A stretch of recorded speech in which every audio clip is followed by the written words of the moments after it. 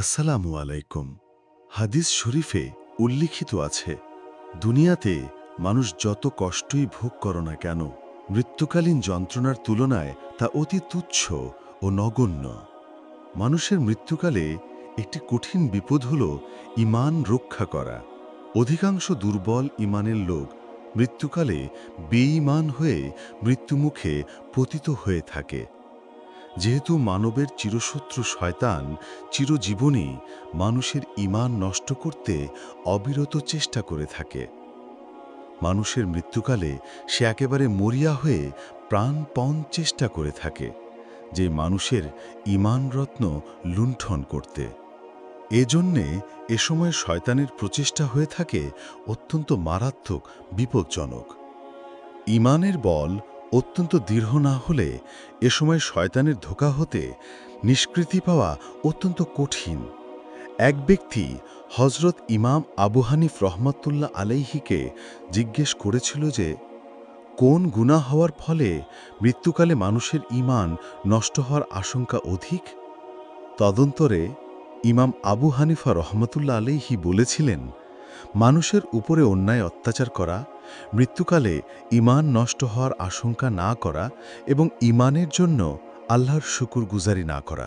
যাদের ভিতরে উপরোক্ত তিনটি দোষ থাকবে তাদের অধিকাংশই কাফের অবস্থায় মৃত্যু হবে।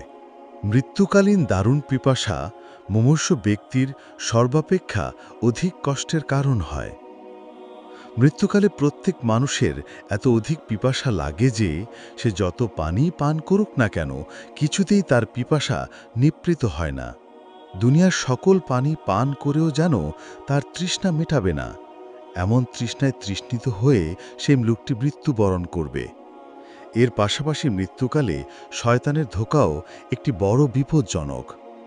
মানুষের মৃত্যুকালে শয়তান সুযোগ বুঝে এক পেয়ালায় প্রস্রাব করে নিয়ে এসে মুমূর্ষু ব্যক্তির সামনে নাড়াচাড়া করতে থাকে। মরণাপন্ন ব্যক্তি তাকে জিজ্ঞেস করে, তোমার পেয়ালায় কি আছে? শয়তান উত্তর করে, এতে তোমার জন্য শরবত নিয়ে এসেছি, এ শরবত পান করলে তোমার আর পিপাসা হবে না। মুমূর্ষু ব্যক্তি অত্যন্ত আগ্রহের সাথে তার হাতের পেয়ালাটি চাইলে শয়তান বলে, এটা আমি তোমার জন্য এনেছি, তবে একটি শর্ত আছে। তুমি বলো দুনিয়ার সৃষ্টিকর্তা একজন নয়, একাধিক, তাহলে আমি এই পেয়ালার শরবত তোমাকে পান করতে দেব।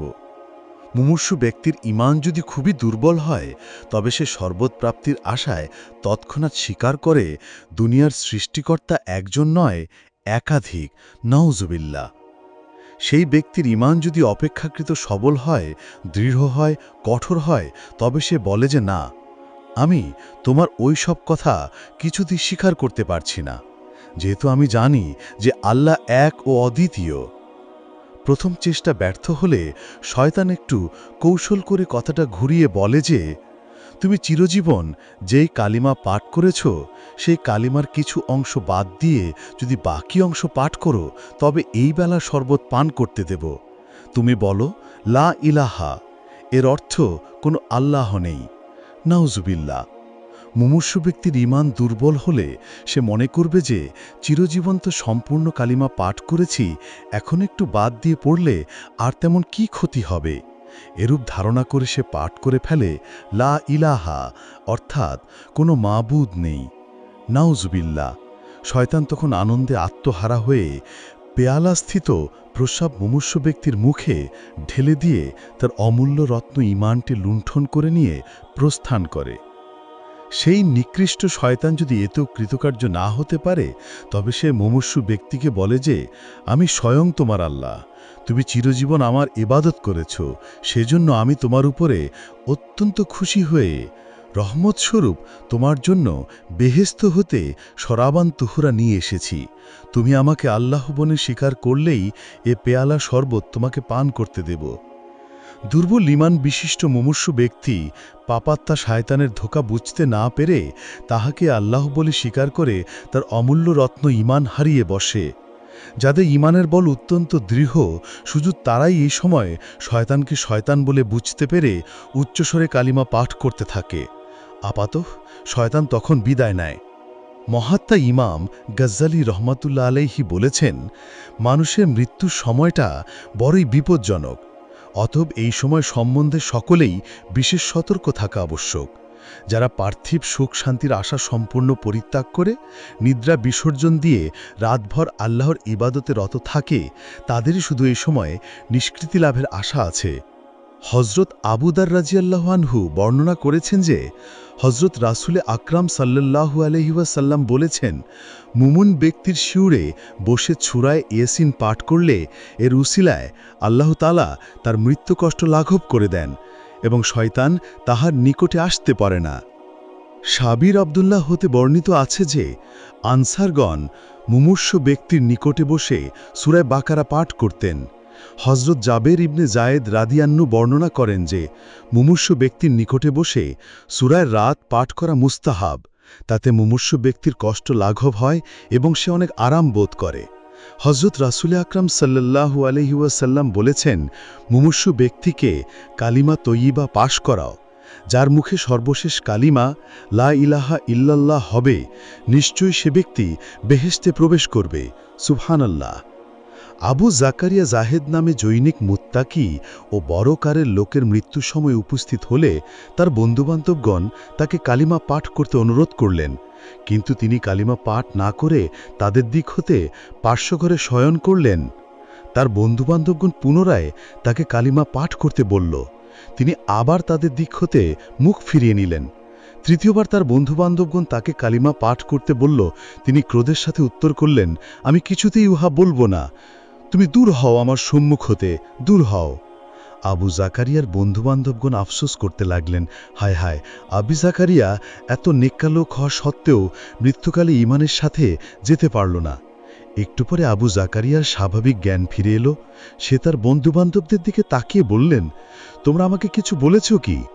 তাহারা সকলে উত্তর দিল, হাঁ, আমরা একাধিক্রমে 3 বার আপনাকে কালিমা পাঠ করতে বলেছিলাম, কিন্তু আপনি 2 বার আমাদের দিক হতে মুখ ফিরিয়ে নিয়েছেন এবং তৃতীয়বারে কালিমা পাঠ করতে অস্বীকার করেছেন। আবু জাকারিয়া বলতে লাগলেন, পাপাত্মার শয়তান 1 গ্লাস পানি নিয়ে এসে আমাকে সেই পানি পান করানোর প্রলোভন দেখিয়ে বলেছিল যে, তুমি বলো লা ইলাহা, তাহলে তোমাকে এই গ্লাসের পানি পান করতে দেব। এই পানি পান করলে তোমার আর বিন্দুমাত্র পিপাসা থাকবে না। আমি একাধিক্রমে 2 বার তার কথার কোনো উত্তর না দিয়ে তার দিক হতে মুখ ফিরিয়ে নিলাম এবং তৃতীয়বার সে আমাকে ওই কথা বলতে বলে আমি রাগান্বিত হয়ে বললাম যে, আমি কিছুতেই এই কথা বলবো না, তুমি আমার সম্মুখ হতে দূর হও। অনেক চেষ্টা করেও বাবারটা ইবলিস আমার ঈমান নষ্ট করতে না পেরে অবশেষে সে এখান থেকে প্রস্থান করেছে। আর এখন আমি পাঠ করছি, আশহাদু আল্লা ইলাহা ইল্লাল্লাহু ওয়াহদাহু ওয়া আশহাদু আন্না মুহাম্মাদান আবদুহু ওয়া রাসূলুহু। কালিমার শাহাদাত পাঠ করতে করতে ইমাম শহীদ আবু জাকারিয়া জাহেদ এই হলুদ ত্যাগ করিলেন। হজরত আল হারিসুদ্দুল্লাহ এবং হজরত উমর ফারুক রাদিয়াল্লাহ থেকে বর্ণিত আছে যে, হজরত রাসূল সাল্লাল্লাহু আলাইহি সাল্লাম বলেছেন, আমি একটি কালিমা জানি যা মনুষ্য ব্যক্তি পাঠ করলে মৃত্যুকালে তার কোনো কষ্ট হবে না, আরামের সাথে তার মৃত্যু হবে। কিয়ামতে সে উজ্জ্বল নূর লাভ করবে এবং মৃত্যুর পূর্বে তাকে এমন জিনিস দেখানো হবে যাতে সে আনন্দিত হবে, এবং উক্ত কালিমাটি হচ্ছে লা ইলাহা ইল্লাল্লাহু মুহাম্মাদুর রাসূলুল্লাহ সাল্লাল্লাহু আলাইহি সাল্লাম। আব্দুল্লাহ ইবনে মুকাইম বর্ণিত আছে, একদা একজন লোক হজরত রাসূল সাল্লাল্লাহু আলাইহি সাল্লামের কাছে আরজ করল, রাসূলুল্লাহ, অমুক বাড়িতে একটি যুবকের মুমূর্ষু অবস্থা, তাকে কালিমায়ে তাইয়্যিবা পড়তে বলা হলো, কিন্তু সে তা পড়তে পারছে না।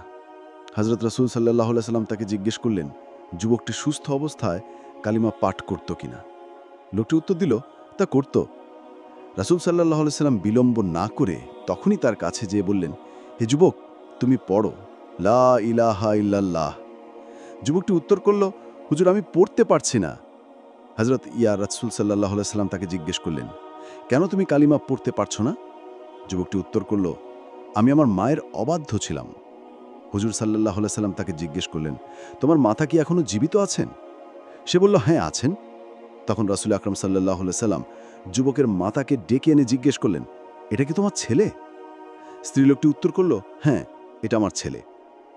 রাসূল আকরাম সাল্লাল্লাহু আলাইহি সাল্লাম তাকে বললেন, যদি একটি অগ্নিকুণ্ড প্রস্তুত করে তোমাকে বলি যে, তুমি যদি তোমার ছেলের অপরাধ ক্ষমা না করো, তবে আমি তোমার ছেলেকে এই অগ্নিকুণ্ডে নিক্ষেপ করব, তবে তুমি কি করবে? স্ত্রীলোকটি উত্তর করল, আমি তার অপরাধ ক্ষমা করে দেব। হুজুর সাল্লাল্লাহু আলাইহি সাল্লাম বললেন, তবে শোনো, তুমি তোমার পুত্রকে মাফ না করলে সত্যিই সে চিরকালের জন্য দোজখে হবে। অতএব তুমি এখন কি করতে চাও? স্ত্রীলোকটি উত্তর করল, আমি তার যাবতীয় অপরাধ ক্ষমা করে দিলাম। সুবহানাল্লাহ। রাসূল সাল্লাল্লাহু আলাইহি সাল্লাম যুবকটিকে পুনরায় বললেন, তুমি এখন পাঠ করো, ও আশহাদু আন্না মুহাম্মাদুর রাসূলুল্লাহ সাল্লাল্লাহু আলাইহি সাল্লাম। যুবকটি তখনই অতি সহজেই কালিমা তাইয়্যিবা পাঠ করতে করতে মৃত্যুমুখে পতিত হল। রাসূল সাল্লাল্লাহু আলাইহি সাল্লাম তখন বললেন, আল্লাহর কাছে হাজার হাজার শুকর, তিনি আমার উসিলায় এই যুবকটিকে জাহান্নামের ভীষণ শাস্তি হতে রক্ষা করলেন। হযরত আবু হুরায়রা বর্ণনা করেছেন যে রাসূল সাল্লাল্লাহু আলাইহি সাল্লাম বলেছেন, যে ব্যক্তি মৃত্যুকালে লা ইলাহা ইল্লাল্লাহু আল্লাহু আকবার ওয়ালা হাওলা ওয়ালা কুওয়াতা ইল্লা বিল্লাহ পাঠ করবে, দোজখের অগ্নিকাণ্ড তাকে কখনো স্পর্শ করবে না। মানুষ যখন মৃত্যুমুখে পতিত হয়, তখন জগতের সকল বস্তুর সাথে তার সম্পর্ক ছিন্ন হয়ে যায়। শয়তান তার ঈমান নিয়ে দ্রুত পলায়ন করে, মালাকুল মাউত তার আত্মা নিয়ে প্রস্থান করে, তার ধন সম্পদ তার উত্তরাধিকারীগণ ভাগ বন্টন করে নেয়, তার শরীরকে কীট ও পোকামাকড়ে ভক্ষণ করে, তার শরীরের চামড়া ও গোস্তগুলি মাটির সাথে মিশে যায়, তার কাছে পাওনাদারদের প্রাপ্য, এবং শুধু তার পাপ কাজগুলি তার নিজের জন্য অবশিষ্ট থাকে। পরম ভাগ্যবান সেই ব্যক্তি, শয়তান যার ঈমান লুট নিতে পারে না এবং পাওনাদারগণ সব নেকি দাবি করতে পারে না। দাবি করতে পারেন আল্লাহ, আল্লাহুম্মা আহিনা আলাল ইসলাম, অর্থাৎ হে আল্লাহ, আমাদেরকে ইসলামের উপরে বাঁচিয়ে রাখুন এবং ঈমানের সাথে মৃত্যুদান করুন। আমিন। বন্ধুরা, আজকের এই পর্বটি এই পর্যন্তই। আমাদের আগামী পর্বের জন্য হাদিস ফ্যাক্টের সাথে থাকুন, পাশে থাকুন, সাবস্ক্রাইব করে। আল্লাহ হাফেজ।